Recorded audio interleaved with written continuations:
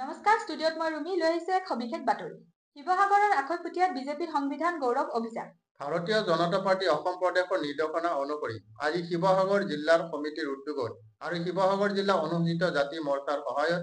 আখৈপুটীয়া doctor Bhupen Hazarika সাংস্কৃতিক ৰংগমঞ্চত সংবিধান গৌৰৱ অভিযানৰ এখন সভা অনুষ্ঠিত হয়।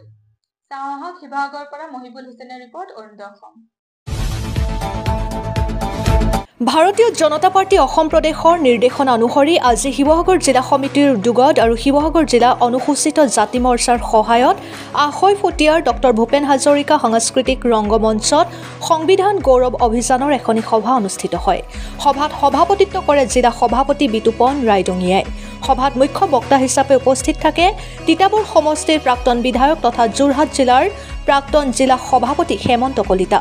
ভাৰতীয় সংবিধান ৰক্ষা আৰু জনতাই কিদৰে সংবিধানৰ প্ৰতিটো দফাৰ ভিত্তিত মৌলিক অধিকাৰসমূহ সুচলভাৱে লাভ কৰে তাৰ প্ৰতি ভাৰতীয় জনতা পাৰ্টিয়ে আৰু বিজেপি নেতৃত্বাধীন কেন্দ্ৰীয় চৰকাৰে কিদৰে কাম কৰিছে বক্তব্যত হেমন্ত কলিতাই উল্লেখ কৰে। ইয়াৰ উপৰিও সভাত জিলা আইনী কোষৰ আহ্বায়ক পুলিন গগৈ আৰু শিখামণি দত্তই সংবিধানৰ বিভিন্ন দিশত ব্যাখ্যা আগবঢ়ায়। সভাত থাওৰা সমষ্টিৰ প্ৰাক্তন বিধায়ক কুশল দুৱৰী, অনুসূচিত জাতি মৰ্চাৰ ৰাজ্যিক সম্পাদক তথা এই অনুষ্ঠানৰ তত্ত্বাৱধায়ক সঞ্জীৱ হাজৰিকা, শিৱসাগৰ জিলা অনুসূচিত জাতি মৰ্চাৰ সভাপতি বিনোদ দাস, ৰাজ্যিক সদস্যসকল, জিলা সমিতিৰ বিষয়ববীয়া, বিভিন্ন মৰ্চাৰ জিলা সভাপতি, মণ্ডল আৰু মণ্ডল মৰ্চাৰ সভাপতি, বিভিন্ন নিগম নিকায় আৰু পৌৰসভাৰ অধ্যক্ষ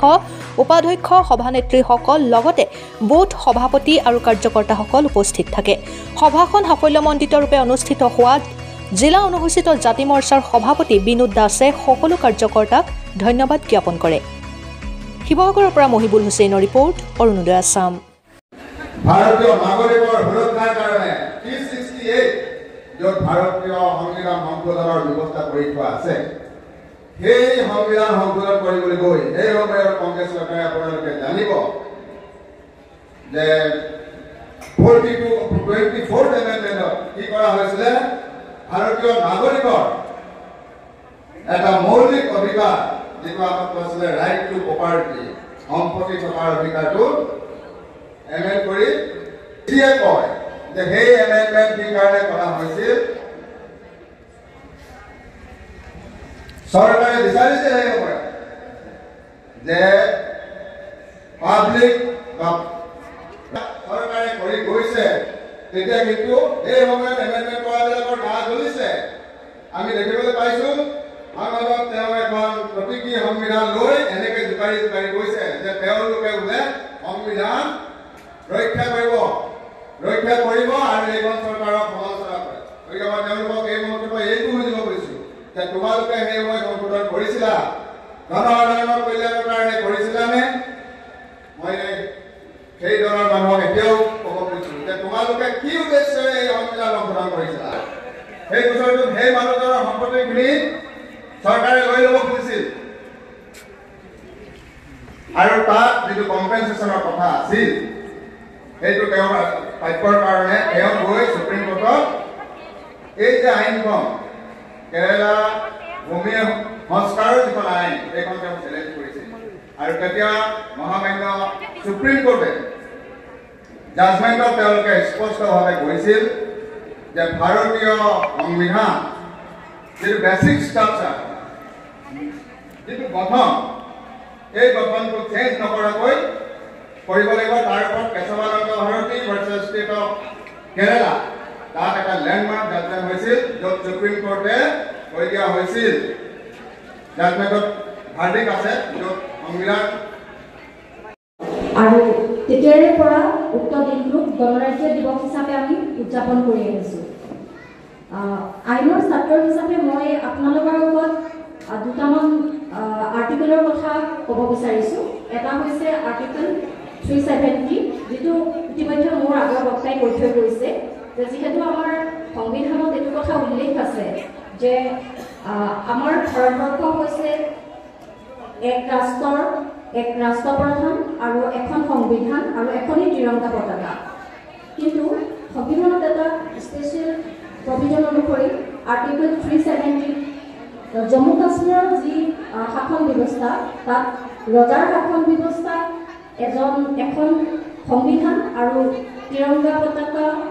মানে প্ৰচলন আছিল কিন্তু আমাৰ ভাৰতীয় বিজেপি পাৰ্টিৰ নেতৃত্বত আমাৰ যি সুপ্ৰিম কোৰ্টৰ ভাৰ্ডিক সেই ভাৰ্ডিক অনুসৰি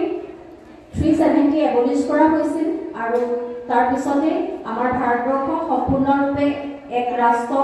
এক সংবিধান আৰু এক তিৰংগা পতাকাৰ দেশ হিচাপে পৰিচিত হয় ইতিহাসৰ পাঠ লুটিয়াই চাওঁ আমি দেখা পাম যে সেই সময়ত 1975 আমাৰ দেশত ইন্দিৰা গান্ধীৰ সময়ত এতিয়া তৃতীয়বাৰৰ কাৰণে নেশ্যনেল ইমাৰ্জেঞ্চি ঘোষণা কৰা হৈছিল নেশ্যনেল ইমাৰ্জেঞ্চি ঘোষণা কৰাৰ সময়ত যিহেতু এটা প্ৰচিডিউৰ মতে সেই প্ৰচিডিউৰটো এডপ্ট কৰিহে নেশ্যনেল ইমাৰ্জেঞ্চি ঘোষণা কৰা হয় কিন্তু সেই সময়ৰ চৰকাৰে নিজৰ সুবিধাৰ অৰ্থে তেওঁলোকে কি হিচাপে নেশ্যনেল ইমাৰ্জেঞ্চি ঘোষণা কৰিছিল আৰু যি আমাৰ জনসাধাৰণৰ মৌলিক অধিকাৰ আছিল সেই মৌলিক অধিকাৰসমূহ কাটেল হৈছিল লগতে আমাৰ প্ৰেছৰ যি স্বাধীনতা আছিল সেইখিনিও আমাৰ কাটেল হৈছিল দ্বিতীয়তে আমি ক'ব বিচাৰিছোঁ যে আমাৰ নৰেন্দ্ৰ মোদী ডাঙৰীয়াৰ নেতৃত্বত ভাৰতীয় মানে বিজেপি চৰকাৰৰ শাসনকালত সুপ্ৰিম কোৰ্টৰ ভাৰ্ডিক অনুসৰি যিহেতু আমাৰ আৰ্টিকল 14 আমাক ইকুৱেলিটিৰ কথা কৈছে সেই ইকুৱেলিটি অনুসৰি কোনো জাতি ধৰ্ম নিৰ্বিশেষে প্ৰত্যেকেই সমান অধিকাৰ পাব লাগে সমান আইন ব্যৱস্থা হ'ব লাগে যেহেতু আমাৰ মুছলিম সম্প্ৰদায়ৰ লোকসকলৰ মাজত 3 তালাকৰ ব্যৱস্থা আছিল সেই 3 তালাকৰ ব্যৱস্থা আমাৰ সুপ্ৰিম কোৰ্টৰ ভাৰ্ডিক অনুসৰি নৰেন্দ্ৰ মোদী ডাঙৰীয়াৰ নেতৃত্বৰ চৰকাৰৰ সময়ত সেই 3 তালাকৰ ব্যৱস্থাটো সম্পূৰ্ণৰূপে এবলিছ কৰা হয় গতিকে আমি ইতিহাসৰ পাঠ লুটিয়াই চালে আমি দেখিম যে অন্যান্য চৰকাৰসকলে যি সংবিধানৰ অৱমাননা কৰিছিল বা সংবিধানৰ ডিসএডভান্টেজ লৈছিল বা এডভান্টেজখিনি লৈছিল তেওঁলোকে সেই আমাৰ চৰকাৰে সেইখিনি সুন্দৰভাৱে এবলিছ কৰি বা সংশোধন কৰি আমাক এখন সুস্থ সংবিধান প্ৰদান কৰিছে ইয়াকে মই মোৰ বক্তব্য সামৰিব পাৰিছোঁ প্ৰত্যেক বছৰৰ দৰে এই বছৰো অৰুণোদয় অসমে লৈ আহিছে সৰস্বতী পূজাৰ সেলফি প্ৰতিযোগিতাৰ গিফ্ট ধামাকা ইচ্ছুক প্ৰতিযোগী পুৰুষ মহিলা উভয়ে সৰস্বতী পূজাৰ মণ্ডপত এখন সেলফি ফটো তুলি আমাৰ 9957282244 এই হোৱাটছএপ নম্বৰত প্ৰেৰণ কৰিব লগতে নাম আৰু ঠিকনা প্ৰতিযোগীসকলৰ ভিতৰত প্ৰথম দ্বিতীয় তৃতীয় স্থান বাছনি কৰাৰ লগতে 5 জন প্ৰতিযোগীক নিচুকনি বঁটা প্ৰদান কৰা হ'ব ধন্যবাদ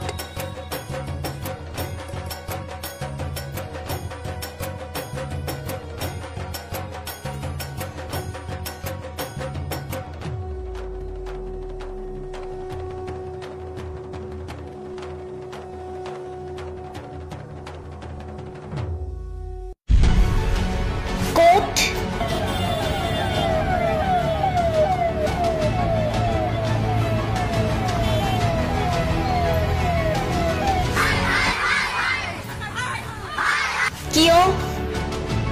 কেনেকৈ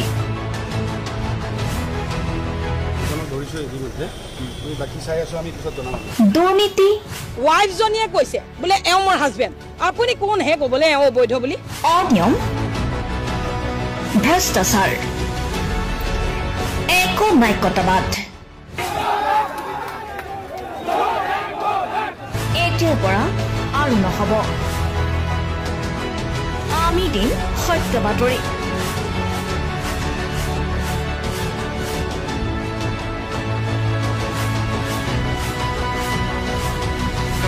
নিজকে সংস্থাপিত কৰাৰ বাবে শুদ্ধ ৰূপত নিৰ্ভীক নিৰপেক্ষতাৰে আমি সাজু অসমৰ উন্নয়নমূলক যাত্ৰাই আজি এক নতুন দিগন্ত ভৰি দিছে অসমৰ ৰাইজৰ পৰা আমি সদায় আশীৰ্বাদ বিচাৰো আমি এনেকৈ যাতে আমাৰ জননী জন্মভূমিক সেৱা কৰি যাব বিচাৰো অৰুণোদয় অসম নিৰ্ভীক নিৰপেক্ষ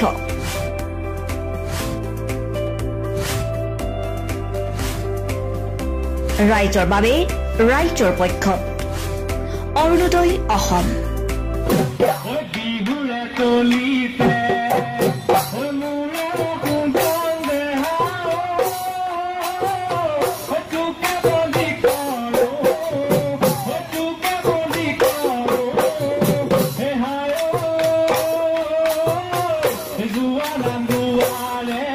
Dia nambu